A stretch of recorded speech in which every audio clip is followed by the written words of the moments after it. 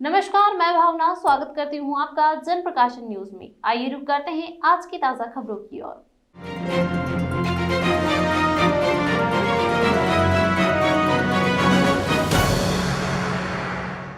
मध्य प्रदेश कृषि मंत्री कमल पटेल रेसिडेंसी पहुंचे, जहां उन्होंने पत्रकार वार्ता ली। इस दौरान कृषि मंत्री ने किसानों की आत्महत्या, मुहावरा व कृषि आंदोलन सहित कई मुद्दों पर पत्रकारों के सवालों के जवाब दिए।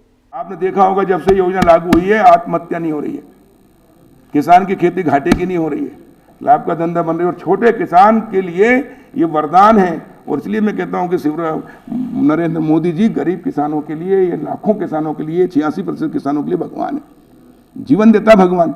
आत्महत्या करने पर रोक लगाई, इससे रुकी है, इससे घाटे की खेती रुकी है और किसान को कर्ज मुक्त किया है। और इसलिए मैं प्रधानमंत्री जी का और मुख्यमंत्री जी का मध्य प्रदेश के किसानों की ओर से धन्यवाद करता हूं।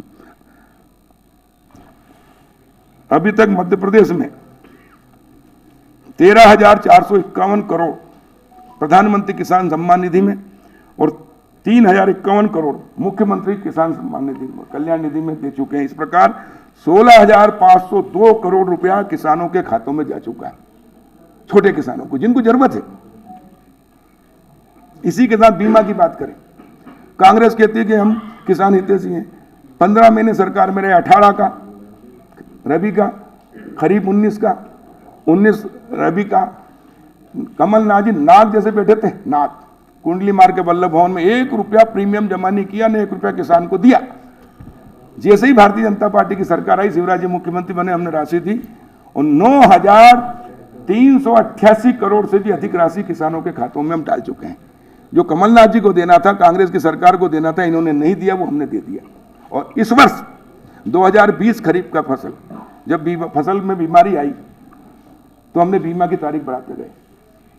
बीमा की तारीख बढ़ाते बढ़ाते 1 बार नहीं, 2 बार नहीं, 3 बार बढ़ाई। फसल खराब हो गई, उसके बाद बीमा कराया। देश में नहीं, दुनिया में पहला उदाहरण किसान के हित में।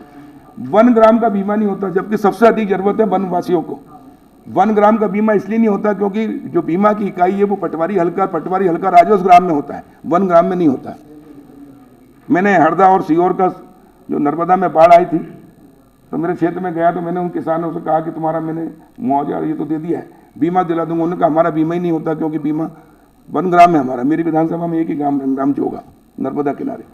मैंने वहीं कलेक्टर को कहा, तो बोले सब नियम नहीं है। मैं नियम कौन बदलता? बोले सरकार। मैंने हम क्या? बोले सरकार। हमने कहा बदल रहे हैं, कैसे बदलेंगे? मैंने कहा कि इसको पटवारी हल्के से लिंक कर दो जो पंचायत का है।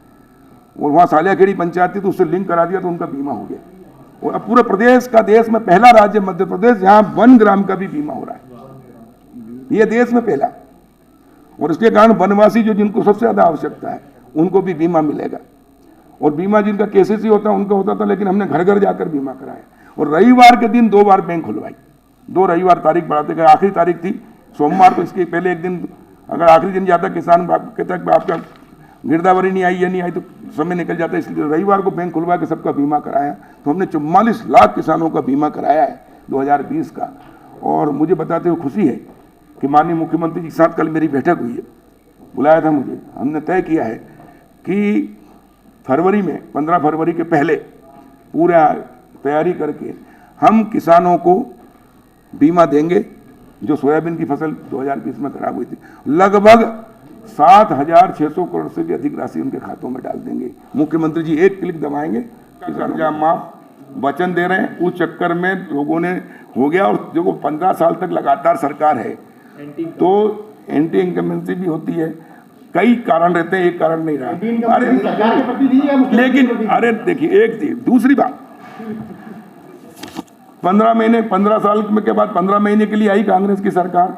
अब 15 महीने में ऐसा काम किया नाग ने कि पूरी कांग्रेस को निपटा दिया। 15 साल तक तो क्या 50 साल तक कांग्रेस आने वाली नहीं। प्रधानमंत्री कृषि आधारित फूड प्रोसेसिंग यूनिट्स उसी पॉइंट में किया ना। अभी मध्य प्रदेश कृषि अधोसंरचना विकास में देश में नंबर 1 है। प्राकृतिक खेती में भी हम देश में नंबर 1 है। हम चना उत्पादन में देश में नंबर 1 है। कई चीजों में हमको 7 साल तक कृषि कर्मण पुरस्कार मिला। उसके बावजूद भी उत्पादन हमने कर लिया, लेकिन किसान को हम रेट नहीं दिला पाए तो क्या काम किया? हमने किसानों को अब रेट दिलाए।